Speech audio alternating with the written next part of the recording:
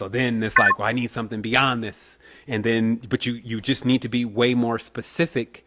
And also you need to understand the energies that you're emitting, because when you're projecting something in the future, it's eating from the energy that you're producing now. And the quality of the energy that you're producing is creating what it is that you expect to get in the future. So the quality of what you get to in the future will still be the same as your projection, or what you get to in the future will be in the same as your projection, but the quality will be based on what you fed it. So if right now, if you're not really excited about things, you're all mad, you're upset, you're at this job and you're like, oh, my goal is to take a trip to Costa Rica. And now the energy that you're carrying while you're going through that whole process of getting the money to come to Costa Rica, when you finally get that money, you're going to come here and you're going to have that kind of time. That's how it works.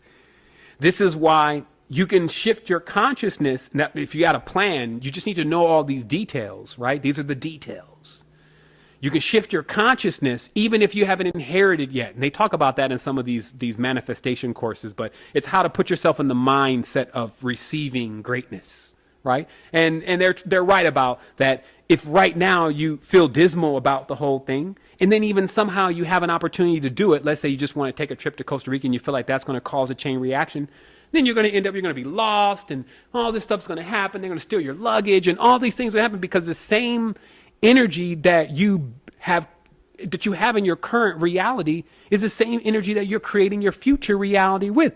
And you're just thinking that this new change, which is never the change, this new change is going to bring about this new feeling. And it doesn't. That's not how it works. You bring about the new feeling. And for you to get the new feeling, you need to have a plan. At least for me, I need to know, like, because when I get in that funk and I don't want to do anything, and it's just because I'll find like everything is boring. I'll just be honest to you. I'll be like, well, shit, I've pretty much climbed the heights. This could be the byproduct of going too high. This is what you also got to realize. And that's why all this stuff is you maintaining your own vehicle. You didn't just drove this vehicle to space. Now you're having a problem with the freeways on Earth. And it's like, that's a natural product though. But you have to be just as on point wherever you're going, this great beyond, as you are here. You have to feel the exact same way. That's what it means to be unmovable. Unmovable doesn't mean in one space or in another space or something to go and get. That's what I was talking about earlier. It's actually a way that you become. It's a technique. So it's very paradoxical because it's like, just like we were talking about with the egg on the last course on University Semester 2, that somehow you've accomplished being unmovable and moving at the same time, which we call ruling from the egg.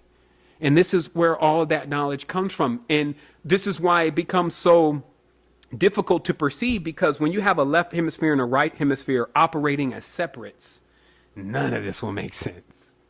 When you know that they're fusing themselves together, all of this will start to click. And it's like, more of it starts to click because all of it is basically saying the same thing.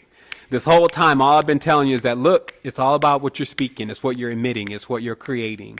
And if you got a complete wheel and that wheel is turning, then you're good. But if you try to reinvent that wheel, which is trying to add on to something to it, now you're not perfect, or now you're not the best, now you're not greatest, now you need something, then you're going to break that wheel. And then once your wheel is broken, you're going to get all confused and you're going to think that everything around you is separate, but it's really not. And then the more you start coming into perfection, you start realizing this is all a part of you. And even the monsters actually start to become teddy bears because there's nothing that actually can come against you. And then once you do that long enough and you turn a complete cycle, because it's not going to happen at the same moment, just like if you killed yourself in the dream, you're not going to die right now. Nothing happens in the same moment. You got to complete a whole cycle of doing it. And once that cycle comes into play, that'll be your actual experience. And then when you're on that track, when you're on that course, if you've really chosen that that's where you want to be, and that actually equals perfection for you, because that's the only something that you need to decide inside of your mind, then that's what it'll be infinitely.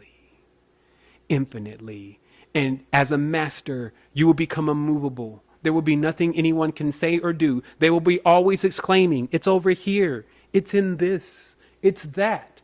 But you will just be relaxed and smile and tell them, it's in here. And I've been all those places. I've seen all those things. So that's why I can tell you that.